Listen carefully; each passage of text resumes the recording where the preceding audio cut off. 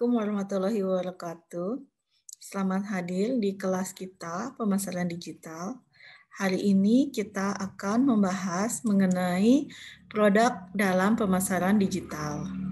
Nah, seperti yang kita ketahui, produk itu bisa berupa suatu jasa, bisa berupa suatu ide, bisa berupa suatu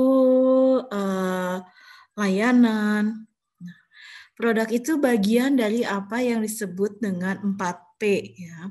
Di sini produk itu segala sesuatu yang memenuhi kebutuhan atau keinginan pelanggan yang biasanya menganggap produk itu konsumen melihatnya sebagai barang yang berwujud. Namun perlu diingat sekali lagi, seperti yang setelah saya utarakan, produk juga bisa berupa layanan, ide, yang seperti kita bahas juga sebelumnya. Ada beberapa kategori dari produk dan perusahaan itu saling bersaing satu sama lain untuk memperebutkan pelanggan agar sukses memasarkan produknya.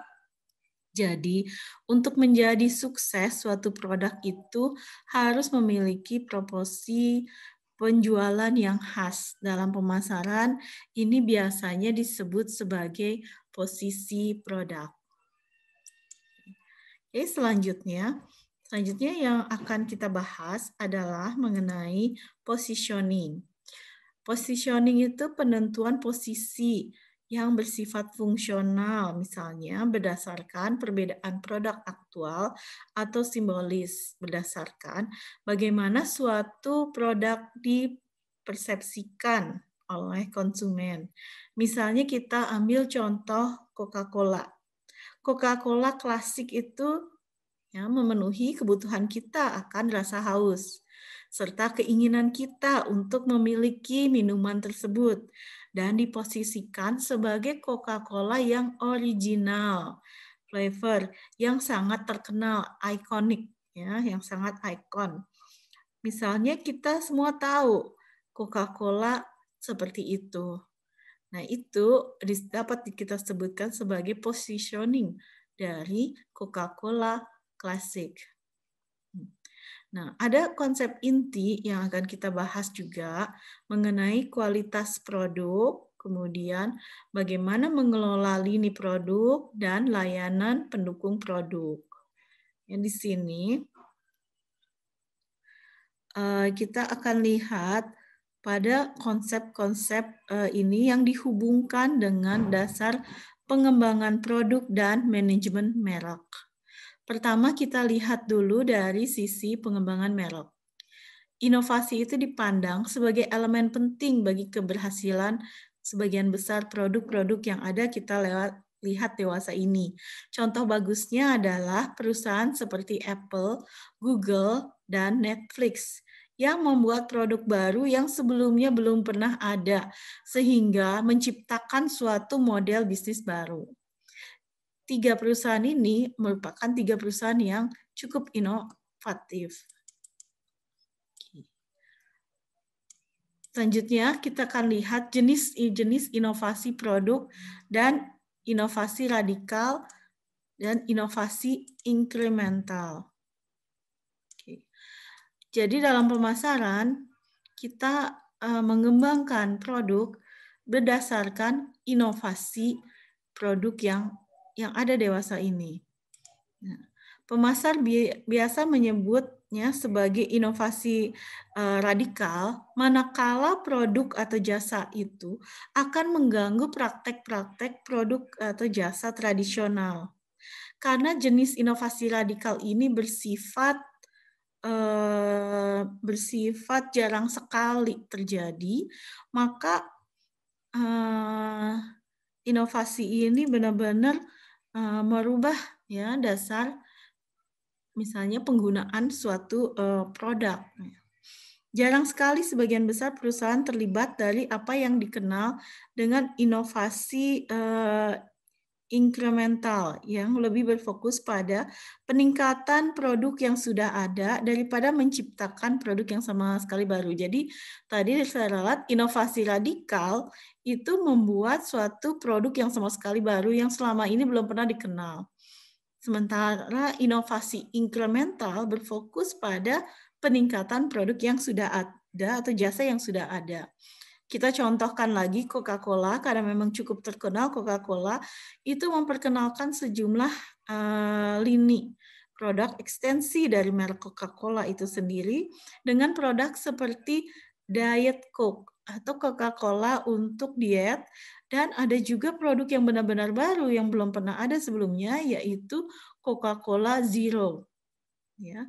Dan kemudian ada juga yang disebut dengan Cherry Coke. Nah, ini beberapa inovasi dari perusahaan Coca-Cola.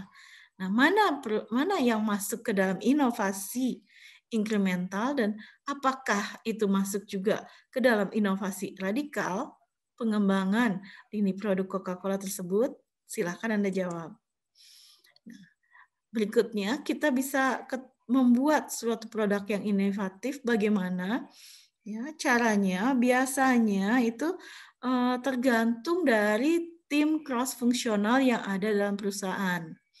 Jadi di sini manajer dari divisi yang berbeda dalam bisnis, termasuk pemasaran, penjualan, produksi, dan litbang bekerja sama untuk meluncurkan produk inovatif tersebut.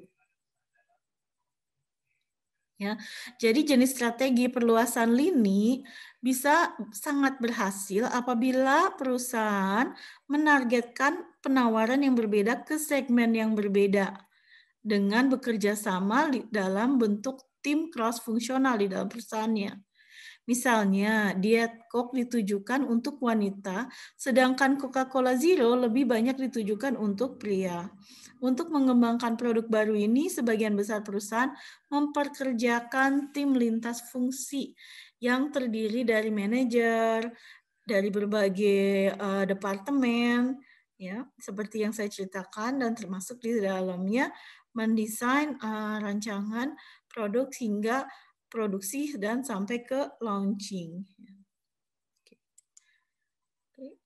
Nah, setelah kita bicara tentang pengembangan produk, nah kita juga akan membahas mengenai merek.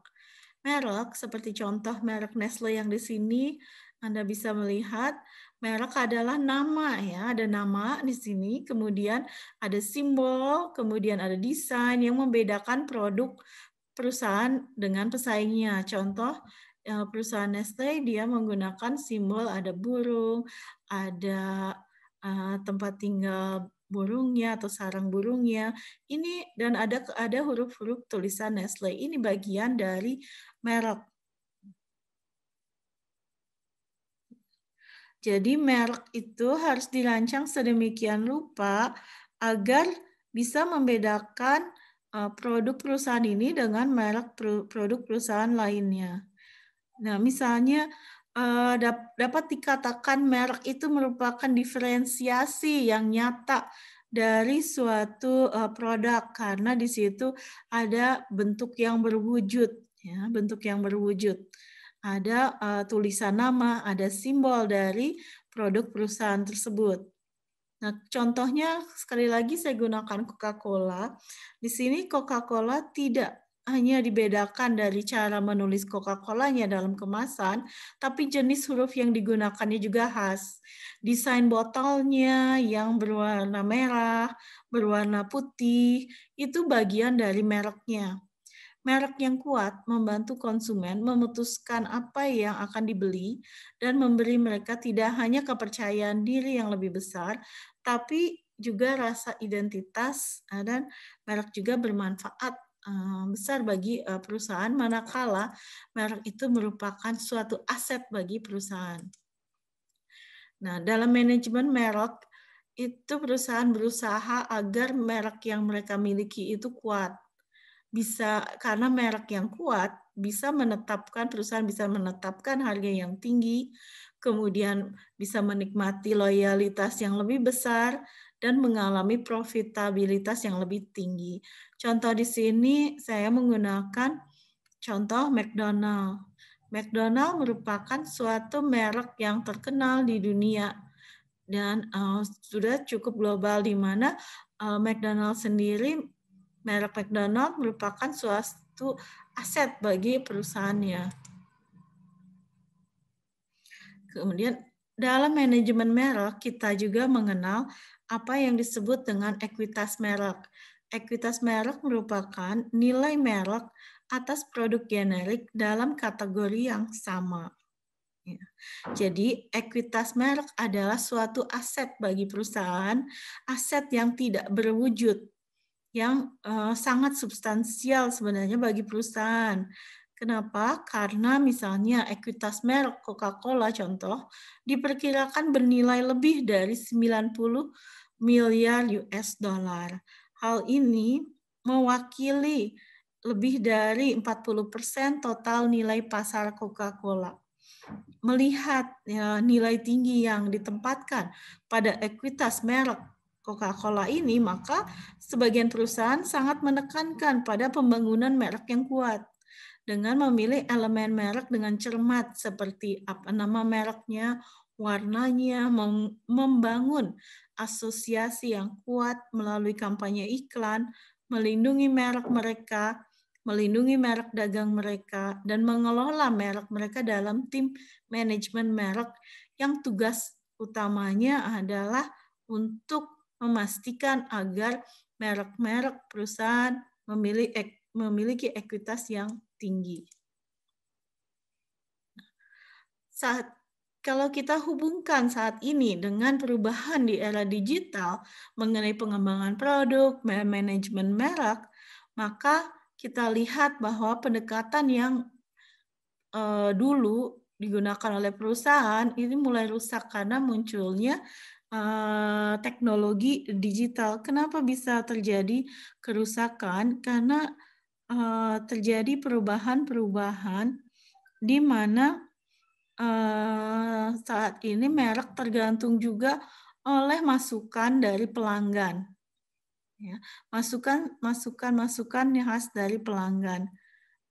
Oleh karena itu, banyak perusahaan yang sekarang mendekati pelanggan, mengelola mereknya dengan baik, memastikan agar mereknya itu memiliki nilai yang tinggi di mata pelanggan. Salah satu contoh perusahaan yang mendesain produk dan memastikan mereknya dekat dengan pelanggan adalah perusahaan Carl Stradless yang berbasis di Chicago. Ya, jadi ada konsep yang sangat berbeda di perusahaan Threadless ini untuk memastikan produknya berkembang dan mereknya juga terjaga. Nah, dalam perubahan pengembangan produk dikarenakan lingkungan pemasaran digital baru, maka kita beralih dari produk dan merek yang dibuat oleh perusahaan menjadi produk dan merek yang dibuat bersama, yaitu perusahaan bekerja sama dengan pelanggan untuk membuat produk dan merek bersama. Jadi ini merupakan proses kreasi dan kolaborasi baru perusahaan dengan pelanggan mengembangkan produk dan mengelola merek. Anda bisa memikirkan hal ini, bagaimana apakah perusahaan-perusahaan di Indonesia sudah melakukan hal seperti ini. Berikutnya saya berikan contoh. Saya berikan contoh bagaimana dalam pengembangan produk bersama dan menjaga merek, perusahaan Lego itu berkembang dengan sangat baik.